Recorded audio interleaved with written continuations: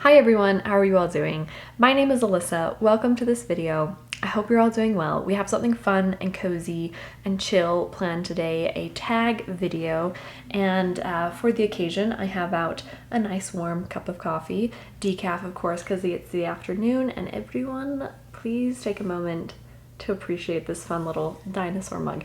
It's my roommate's, I stole it from her, but I think it's absolutely adorable. Anyway, pull yourself up a cup of hot chocolate or coffee or whatever, and we're gonna do a little tag video. I was tagged in this video by Fran at Fran Nook in the Pages, who is a new booktube friend of mine, which makes me so happy because I love meeting people in this community and making friends. So she's been making videos for a long time but has just started a new channel. So if you haven't checked out her new channel, you should. I will link it down below, of course. She has very fun and happy and kind content, and she has the cutest smile. It will just brighten up your day. So of course you should go and check her out. Anyway, she tagged me in this video and I cannot tell you, I was really excited when she did because I've never been tagged in a video. I don't know why I said I cannot tell you. I can tell you. I think I meant to say I can tell you. I can tell you I was really excited when she tagged me in this video because I've never been tagged in a video before, so it was really exciting for me. Thank you, Fran.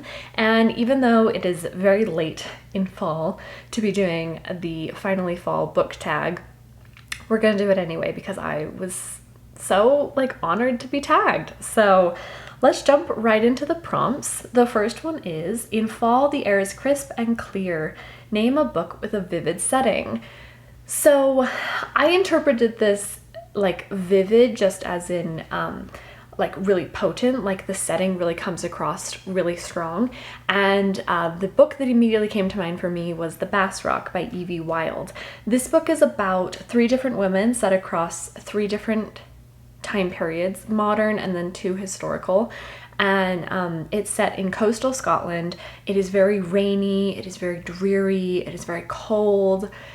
I think the setting is one of the best parts of this book. It's actually rather gothic and really pulls out some gothic themes in the book, in my opinion.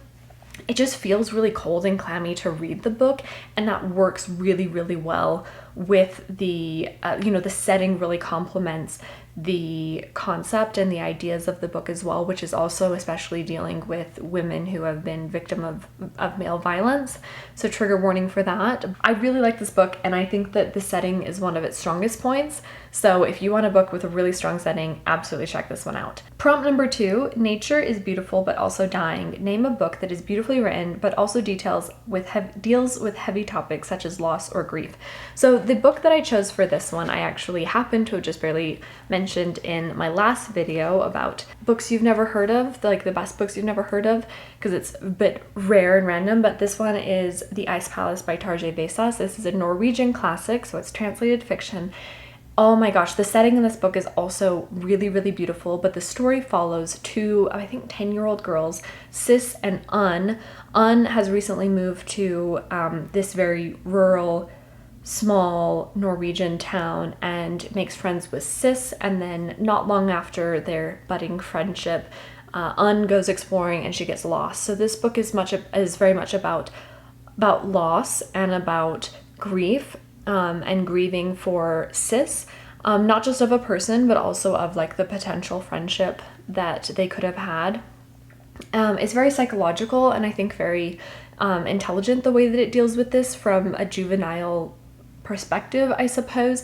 Also, like I said, the landscape, the nature writing in this book is really, really beautiful. It's very poetic. This is a really great book. It's also very short. It's sort of become a book that I read most winters now. I really like this one. Prompt number 3, fall is back to school a season. Share a nonfiction book that taught you something. So since it's Nonfiction November, I decided for this prompt I was going to share a book that I chose for my Nonfiction November TBR, and I just barely finished a really good one, which is The Silk Roads by Peter Frankopan. So because I'll be wrapping this up very shortly, I'm not going to share too much about it, but I really liked this book. It is essentially a very ambitious and in depth. It's a very long book. Historical examination of the Silk Roads, but also it's really sort of a re-examination of like our modern history through the lens of looking at the Silk Roads as this very defining characteristic of our modern world because of how it moved not just products but also ideas and people and cultures and religions. If you don't know what the Silk Roads is, it was just a road through Central Asia that moved a lot of goods from the east to the west, and then also from the west to the east. And the book does also travel farther into the future, looking at movement outside of Eurasia, like the transatlantic slave trade or the British Empire, their movement of ideas and products and resources and things like that. I think it's a really good book, and I really, really liked it. It is intimidating, but if the subject matter interests you, you should definitely check it out. I really liked this one. And I will, of course, be talking about it more in the future, so we'll end there. So let's see, prompt 4. In order to keep warm, it's good to spend some time with the people we love. Name a fictional family, household, or friends group that you'd like to be a part of. Okay, so I actually realized because of this prompt, looking through all the books that I've read, that I don't read books about people who I would actually want to be friends with in real life. I don't know why, but apparently I don't. So I decided to go with Pride and Prejudice, and I'm actually currently listening to this one as a very spontaneous decision, but I am very pleased with my decision because I really love this book. I mean, it's a classic. You can't go wrong with Jane Austen, but her characterization of people is just so amazing. There are so many characters. They're just near absurd, you know? They're just like, they're almost too much to be believable, and like their lack of awareness is just it works so well with Jane Austen's wit. So I think it would be really fun to just chill with Elizabeth and Jane and maybe Darcy with all of these, this cast of absurd characters. Where I'm at right now, Mr. Collins has just proposed to Elizabeth. So it's really just very like stark in your face that there's so many people in this book. They're just like, oh my gosh, it would just be kind of a hoot to be a fly on the wall and like watch these actual people and just to be kind of amused by them. A little bit like Mr. Bennet, who is clearly just pleased with himself, sitting amused as an observer, a people watcher in the book. I feel like that's who I would be in this novel. Just sitting back and watching people and laughing to myself. So I'm gonna go with that group. Some of them might be annoying, but I'm gonna go with the Bennets and Darcy and Bingley. Yeah. So question 5 is, the colorful leaves are piling up on the ground. Show us a pile of fall colored spines. Yes, that's the question. That's the whole question. And I have for you here my lovely set of books. I don't own a lot of books, so it's a little bit of a challenge to keep to just the resources of my shelves and not raid my roommates, but that is what I have done. We have Hamnet here, one of my favorites. Both Hamnet and Exciting Times, I took their covers off because they're a little more fall-ish in this state. Also love Exciting Times. Swan's Way. I bought this book at a moment of extreme ambition, and the likelihood of me actually reading it is very slim, so I keep it on my shelf so that random passersby will think I am more intelligent than I actually am. The Joy Luck Club by Amy Tan is wonderful. I really, really like that book. Beloved by Toni Morrison, also an absolute classic. Really, really good. And The Catcher in the Rye. I wouldn't say I love that book, but I needed a little bit more orange. So there we go. That feels like fall to me. Also, by the way, this green, you need to interpret this green as like an evergreen color of green, right? It's an evergreen tree. Prompt 6. Fall is the perfect place for some storytelling by the fireside. Share a book wherein somebody is telling their story. So for this prompt, I decided to choose a book that I don't think exactly like perfectly follows the prompt, but it immediately came to mind, and then I just really couldn't move off of it, which was It is The Gathering by Anne Enright. And this is a really sad book. It's not so much like a person telling their own story as it is Veronica, her name's Veronica, trying to sort of amalgamize is that the right word? I think amalgamize, yeah. Her brother Liam's story. The premise of the book is that her brother Liam has committed suicide, and Veronica has gone to retrieve his body and to bring it back to Ireland from the UK, and her very large Catholic family, lots of siblings, have all gathered together for the funeral. But Liam has had a really hard life, a lot of his problems being rooted in an experience of sexual abuse when he was a child, and Veronica is really not sure what to do with, like, she's not sure how to interpret some of her own memories of that event. She's not sure if she likewise was abused. A big theme in the book is like elusive memory or the unreliability of memory, but it's very clear that like she's sort of trying to produce a narrative for herself, both of like her own childhood and Liam's, to just sort of, you know, psychologically settle her own experience, to know what happened. But also I think it's a form of like processing for the grief of her brother. This is definitely a very sad book, and sort of comes out of that era of Ireland where there was, you know, that early 2000s where there was a real reckoning for a lot of sexual abuse that a lot of boys experienced, especially through the Catholic Church. So it's a really sort of defining book for like Irish literature in that way. But I think it's a really beautiful example of sort of trying to produce a narrative out of your own story. And I think this one it's a little bit particular. I don't know it's a good fit for everybody, but it's a really very accomplished book and really beautifully written. Okay, prompt number 7. The nights are getting darker, share a dark, creepy read. For this one, I had a few books come to mind that I could have done that I recently read, like Dracula or The Devil in the White City by Eric Larson, but I just barely have talked about those, so I thought I would do something different, and so I've chosen Beloved by Toni Morrison, which also is, you know, going double time, was on my stack of fall books, and now it's here. This book is really shiny, so what's an angle? That's a good angle, I guess. I don't know.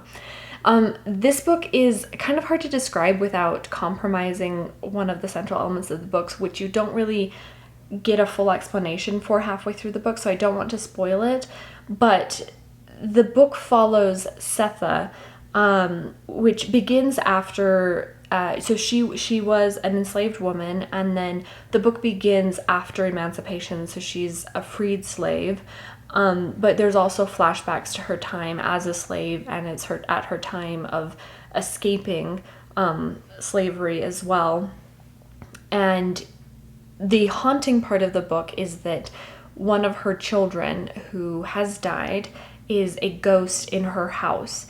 And it is a true surrealist element of the book, but it's also this really clever way of representing like the life lost to slavery in several dynamics, and the way that is very consuming, especially really like the abuse of women's bodies and the abuse of familial relations that slavery commodified. This book is, I would say that anyone interested in reading this book needs to be up to the task, because it's certainly really gorgeously written. And Toni Morrison, it feels, the best way to describe this book is that it feels like every single word is intentional and you need to be paying attention to it. And so even though it's not like that long, I mean, it takes like weeks to read this book if you're really sort of doing it justice. It's a really, really incredible book, and it's certainly very haunting, very dark. The subject matter is really unsettling if you're, you know, really giving yourself into the book. But if you haven't read this classic, I absolutely would recommend it. Okay, now thankfully we're going in a happier direction. Prompt number 8 is the days are getting colder. Name a short, heartwarming book that could warm up somebody's cold and rainy day.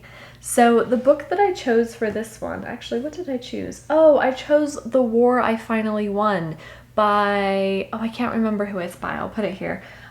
This is such a cute little book, and I definitely think it's very, very heartwarming. This book takes place during World War II in London. A young girl and her brother are sent away because London is being bombed.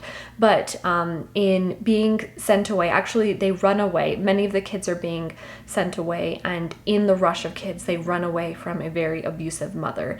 And getting lost in that shuffle, they really find a new home and a much healthier home out in the English countryside. The main character, now I can't remember her name, but she has a club foot. And so between that and being receiving a lot of both physical and emotional abuse from her mother, there's a real sort of rehabilitation of her confidence and her sort of outlook on life, a lot of like hope that this character receives in her character arc. It is it's actually not that short. I think it's over 300 pages, but it's a juvenile fiction, and I'm quite sure I read this book in like a day, maybe a day and a half. It's a very quick read for an adult reader at least. I really, really loved this book when I read it, and I think I raved about it on this channel at that time. So I would absolutely recommend this book, not only for anyone of the appropriate age range, like children, but for adults. I really like this book, and I'm not much for children's literature, actually. Question 9, and the final question really, is fall returns every year. Name an old favorite that you'd like to return to soon. So for this prompt, I decided to go with A Gentleman in Moscow by Amor Towles. This book I've actually only read once, so it's not exactly a book that I go back to all the time. I've only ever read it once, but this was an instant classic when I finished it. This was actually one of the books that pushed me to start a YouTube channel, and it is to this day it is I think the most watched video on my channel, my review of A Gentleman in Moscow. I guess I started on a high. But this book I instantly loved, and I really wanted to revisit it and see if I still loved it, if I still thought it was a classic for me.